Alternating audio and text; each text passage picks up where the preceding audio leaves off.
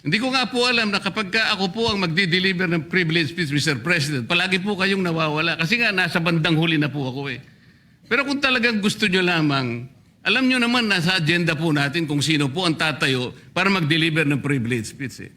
Ayoko pong isipin na sinasadya ninyo. Ngunit narinig naman po ninyo eh. Mr. President, pagkatapos isasama yung Kalayaan Island Group, ano po ba talagang pinag-uusapan natin dito?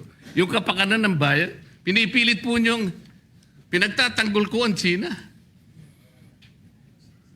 Sa March 12 po, Mr. President, Senator Lacson, sana po may panahon kayo sapagkat ipinatawag ko sa magitan ng isang resolution at ito po ay alam na ni Senator Erwin. Pinatawag ko po ang NAMRIA, pinatawag ko po ang Philippine Coast Guard, Philippine Navy, ang DFA, pinatawag ko rin po si Justice Carpio at saka yung professor sa UP. At kung sino man po ang interesado, pero once and for all, malaman po natin dito kung sino ang sinungaling, kung sino ang makatsina, kung sino ang naggagaling-galingan at nagpapanggap na expert in international law. Sana po, Senator Lacson, nandun po kayo. Mr. President, may we hear from the chairman of the Foreign Relations Committee because his name was mentioned.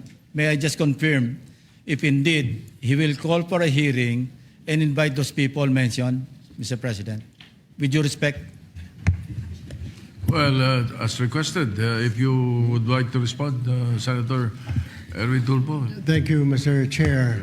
This morning, I have received a letter from the Department of Foreign Affairs citing that they cannot attend, including NAMRIA, Mr. Chair, and we have already written to the various chiefs of staff of the members of the Committee on Foreign Affairs.